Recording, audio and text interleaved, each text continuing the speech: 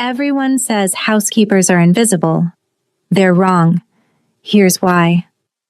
My hands were shaking as I stepped into Seoul's most exclusive criminal gala, knowing that every billionaire in that ballroom was waiting for me, the American housekeeper, to prove I didn't belong. But here's what nobody tells you. The moment you stop apologizing for existing is the moment you become unforgettable. And Kang Seo-jun, the man who'd bet 20 billion won on my humiliation, was about to learn that the hardest. Stay with me, because in the next 50 minutes, I'm going to show you exactly how I went from invisible employee to the woman who brought Korea's criminal elite to their knees. Not with violence, not with money, with something far more dangerous, dignity that refused to break. If you love stories where the underestimated woman steals the show and melts the coldest heart, subscribe now, because this romance is about to get dangerously addictive. Before I tell you about the night that changed everything, you need to understand the mistake I made 2 years earlier, the one that cost me everything I'd worked for, and the one that somehow led me to him. But wait, let me take you back to where the real story begins. Not the gala, not even Seoul. A private lounge on the 72nd floor of Mirai Tower, where 5 of Korea's most dangerous men were about to make a wager that would destroy me. Or so they thought. Kang Seo-jun sat at the head of the obsidian table like a king presiding over his court of wolves. At 33, he'd earned his reputation not through brutality, but through something far more terrifying: absolute precision. They called him the architect, because he designed empires, while others merely destroyed them. But here's what I didn't know that night. He'd been watching me for months, noticing things about me I thought I'd hidden perfectly. Park Tae-min swirled his whiskey, his voice dripping with condescension. The Eclipse Summit is in 3 days. Tell me you're not planning to arrive alone again like some monk taking a vow of celibacy. What happened next would set everything in motion.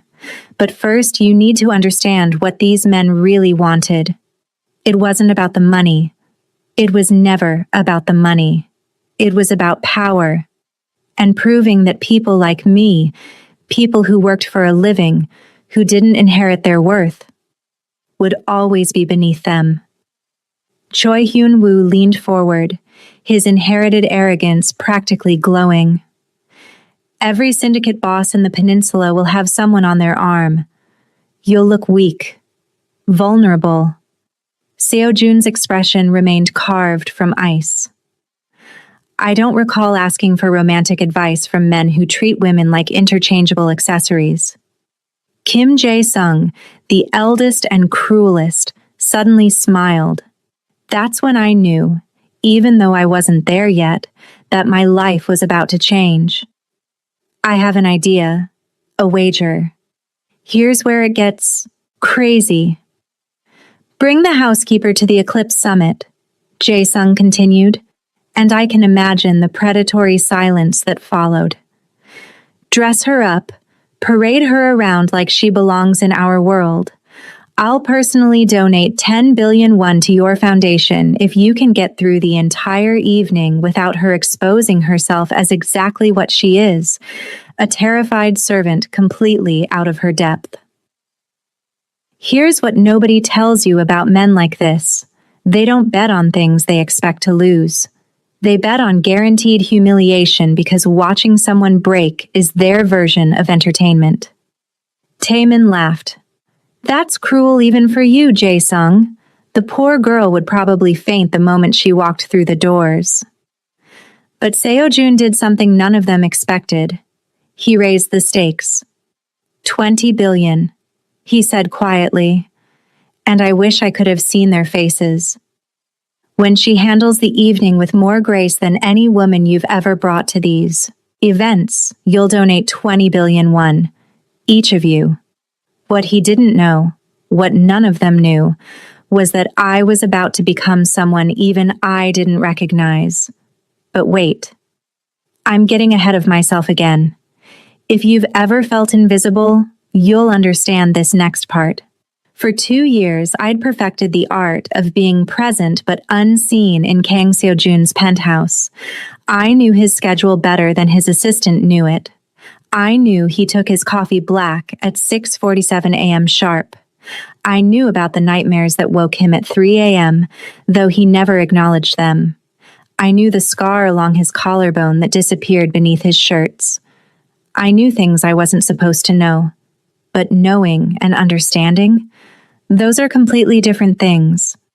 I wasted 2 years being invisible. Here's what works instead. Miss Williams. His voice cut through my thoughts like a blade that day, 3 days before everything changed. I turned to find him standing in the archway, still wearing his charcoal suit from his meeting. Even exhausted, he looked like he'd been carved by someone who understood symmetry and threat in equal measure. Yes, Mr. Kang? I need you to attend an event with me in 3 days. My heart stopped, because in 2 years of working for this man, he'd never asked me for anything beyond professional duties. And I had no idea this was the wager talking. I had no idea I was about to become entertainment for Korea's elite. But here's the thing, and this is crucial. Even if I had known, I think part of me would have said yes anyway. Here's what nobody tells you. Sometimes the cruelest thing someone can do is give you hope before they shatter it. The Eclipse Summit, a charity gala hosted by the Peninsula's financial elite. You'll accompany me as my guest. Guest, not employee, not housekeeper. Guest. The word felt like a door opening to somewhere I'd never been allowed to enter.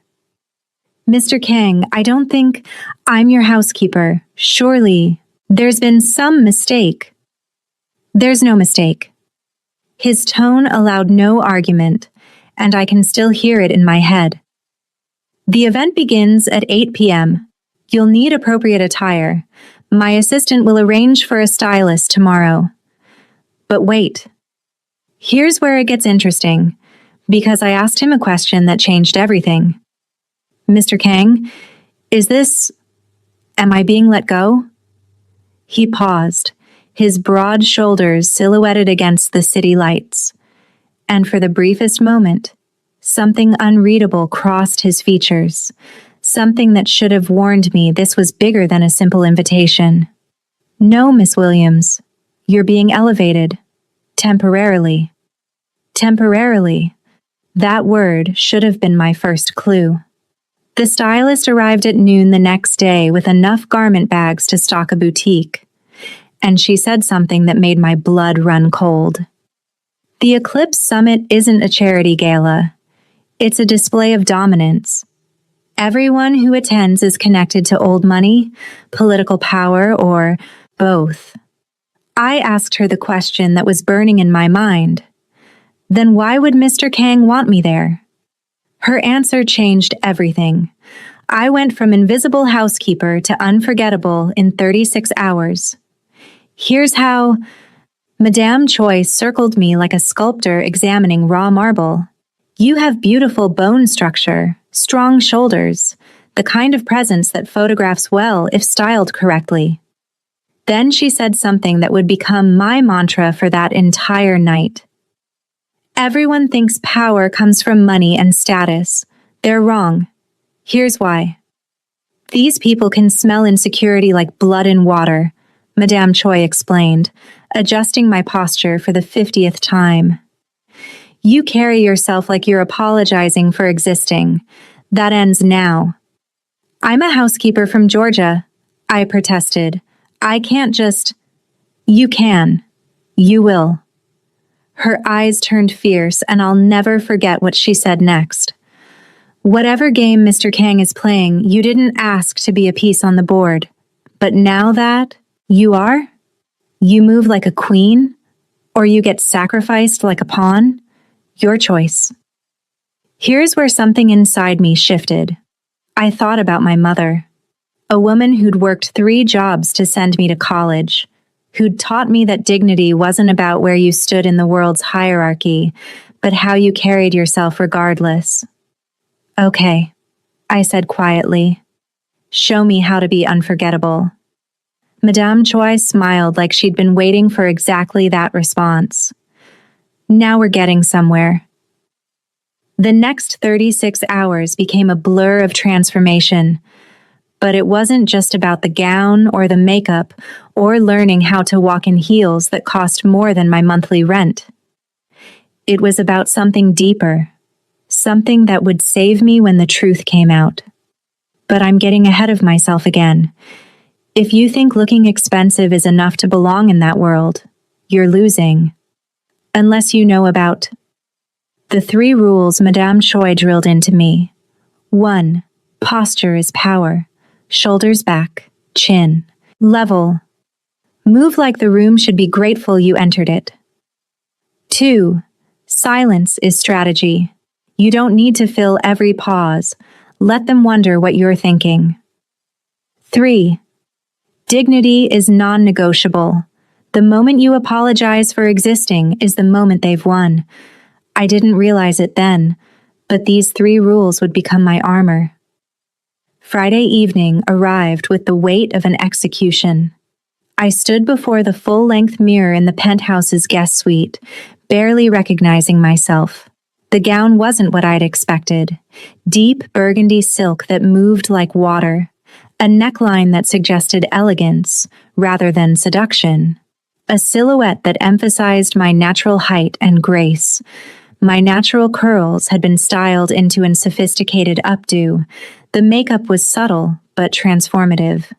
I looked expensive, powerful, completely unlike the invisible woman who'd scrubbed floors for 2 years.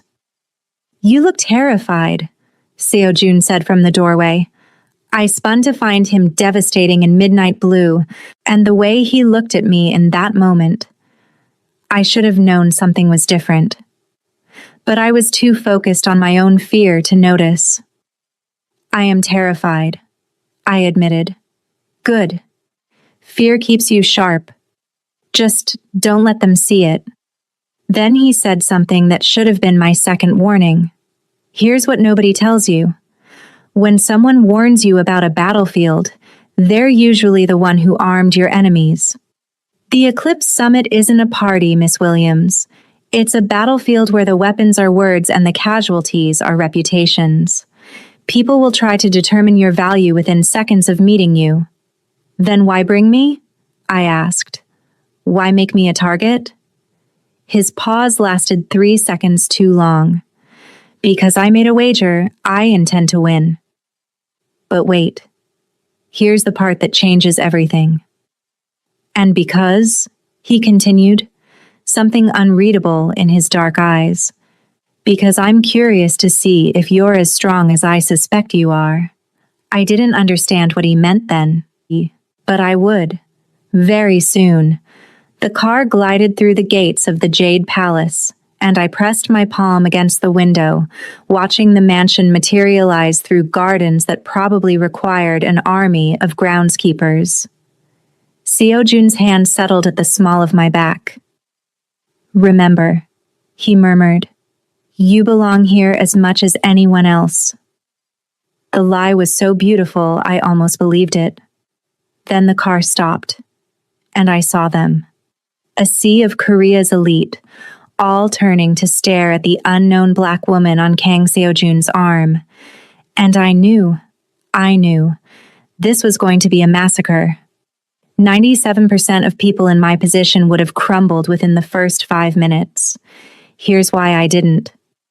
The whispers started the moment my heels touched marble. Who is she? Never seen her before?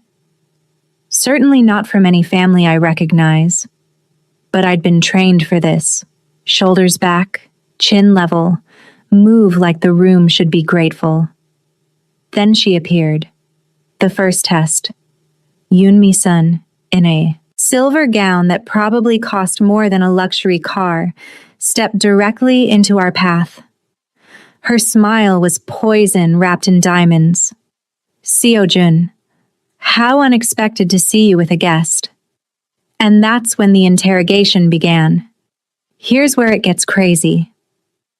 I don't believe we've been introduced to your companion, she said, and the pause before companion was deliberate. Seo-jun introduced me with clinical precision. Roxanne Williams. Miss Williams, this is Yoon Mi-sun.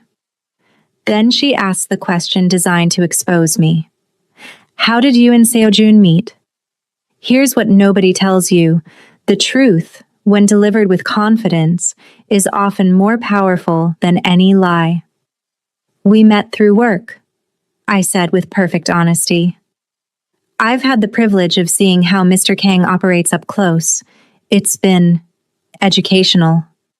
I watched her recalibrate, watched her realize I wasn't going to play the game she'd set up. And what is it you do, Miss Williams?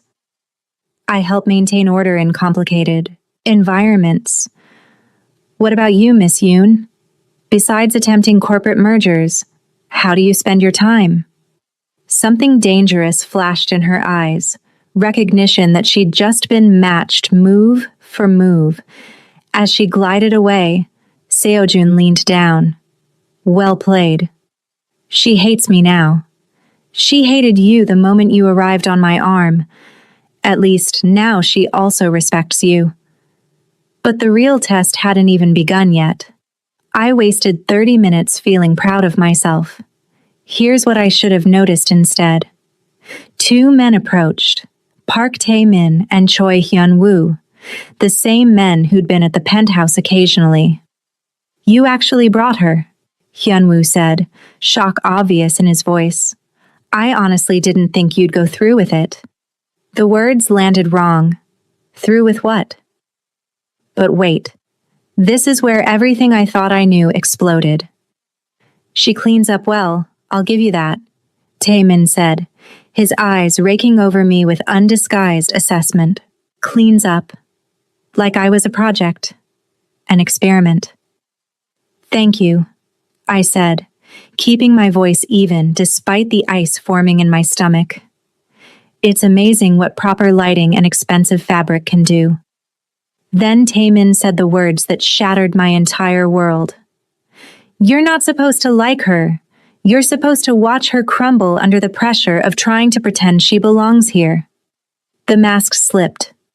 Just for a second. But enough.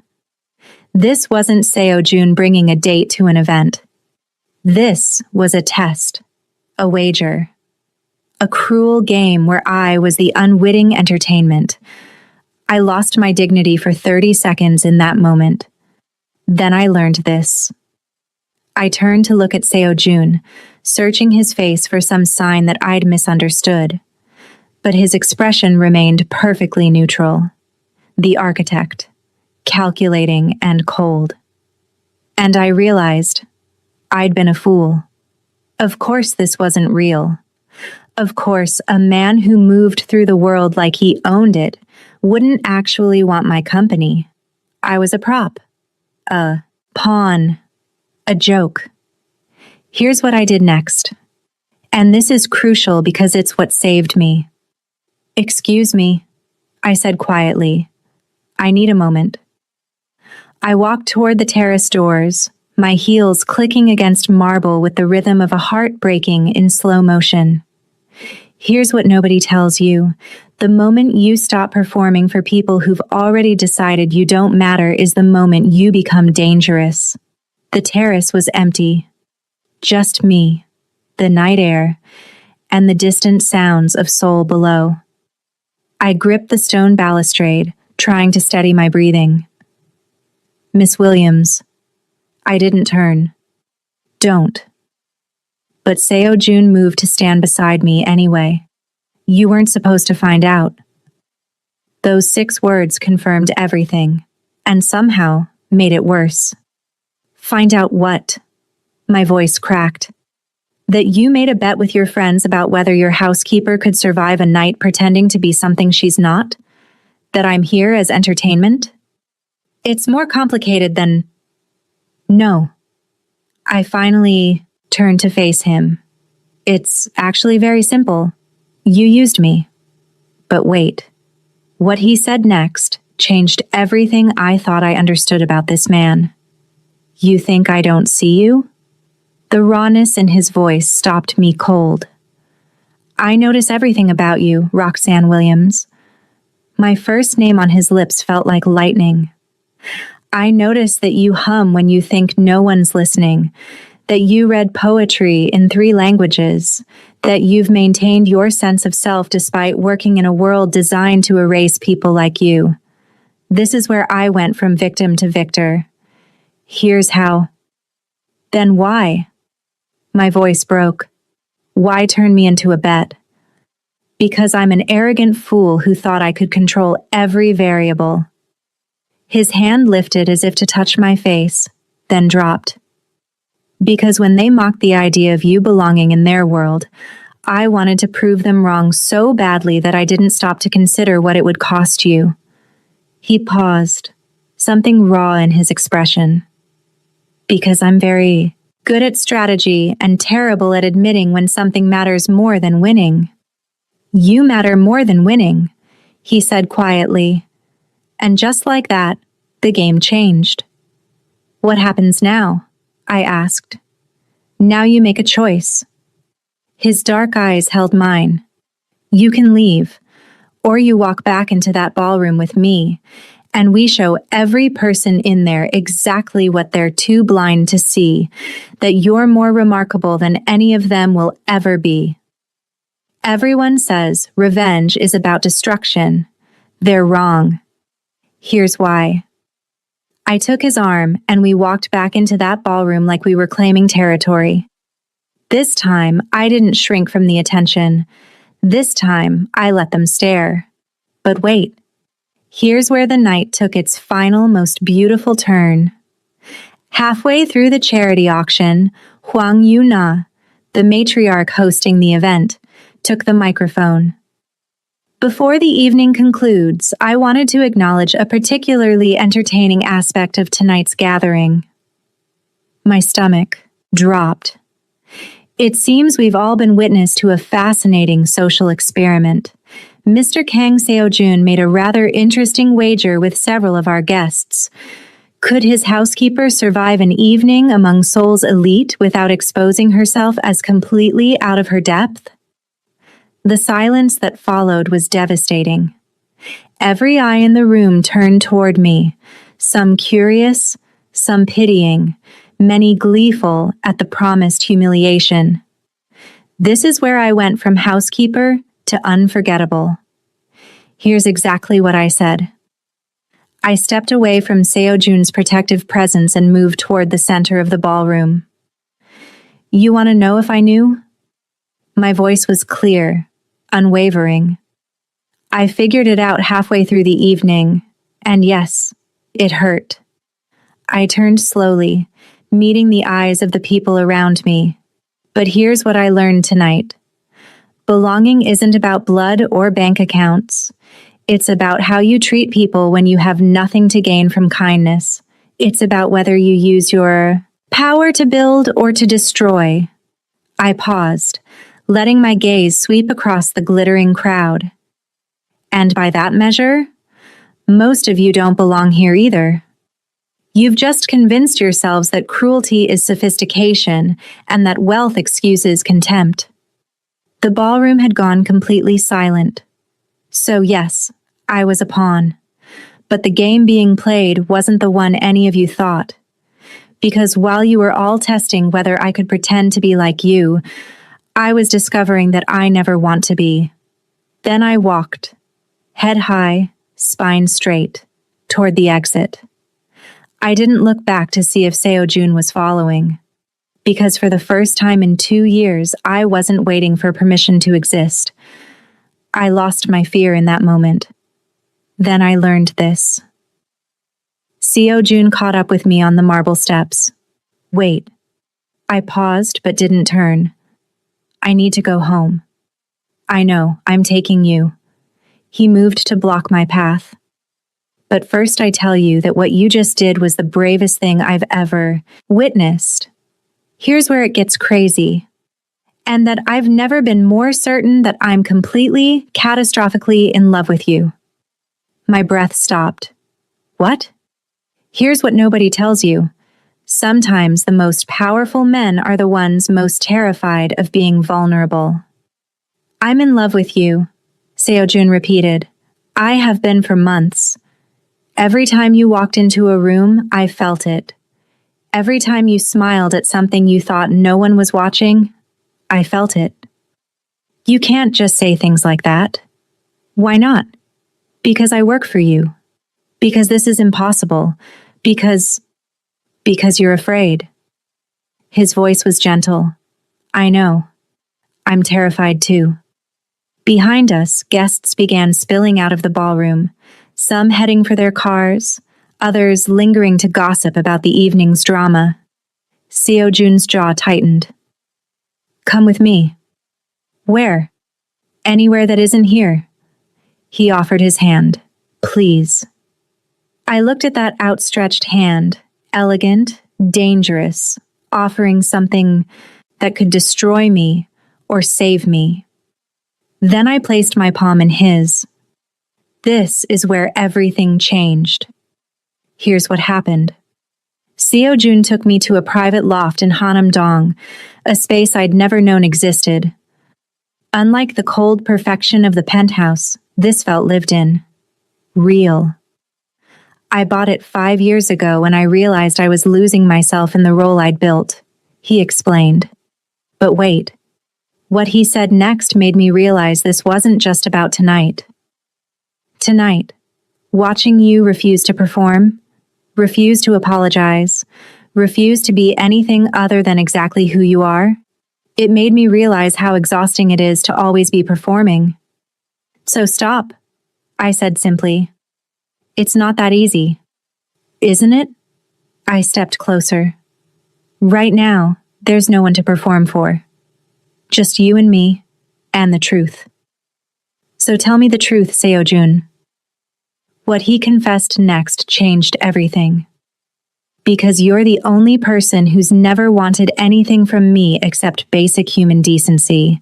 Because you look at me and see a man instead of a money printing machine. His thumb traced my lower lip with devastating gentleness. Because I've built an empire on control, and you make me want to surrender everything just to see what it feels like to fall. I'm still your employee. Then you're fired. What? Here's where dignity became power. As of right now, you no longer work for me. I'll pay you 6 months severance. I'll write you a reference that will get you any position you want. But I can't keep pretending that what I feel for you is appropriate for an employer.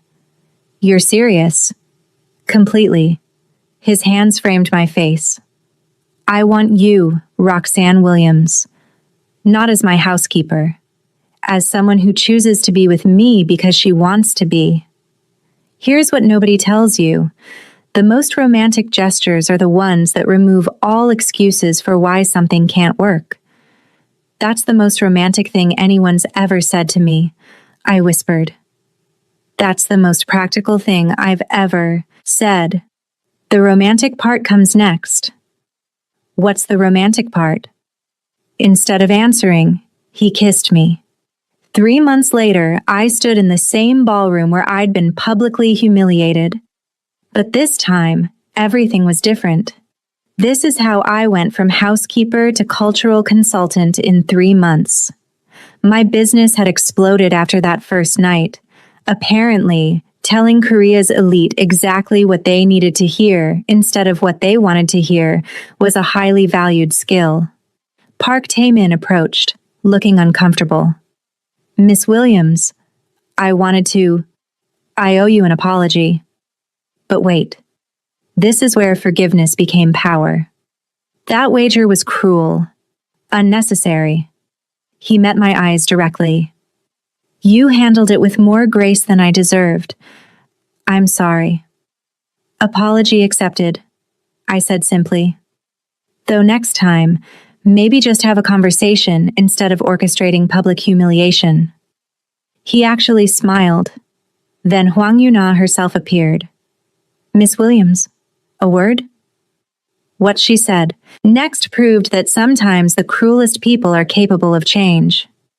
What you did that night, the speech you gave, it was the most honest thing to happen in this ballroom in decades. Thank you? Don't thank me. I was cruel to you. Yuna's expression was vulnerable, but watching you refuse to be diminished, it reminded me of who I was before I let this world make me hard. She told me about her daughter, about trying to be better, about the possibility that people can change. 6 months after that second Eclipse summit, everything had changed. My consulting firm had expanded. SEO June and I had moved into the loft together, making it truly ours. And tonight, he had something important to ask me. But wait, this is where the story comes full circle. I found him on the terrace with candles and an elaborate dinner. "You're using that absurdly expensive dinner from the auction," I said. Seemed like the right moment. He took both my hands in his. "Do you remember what I told you that first night? That I wanted to spend the rest of my life proving you were the best decision I ever made?" Then he dropped to one knee. This is how a cruel wager became the greatest love story. "Roxanne Williams," Seojun said, pulling out a ring. "You walked into my life as someone I was supposed to overlook. And instead, you became the only thing I can't stop seeing. Marry me. Not because it makes strategic sense or because it looks good on paper. Marry me because I want to wake up next to you for the next 60 years and still discover new reasons to fall in love with you."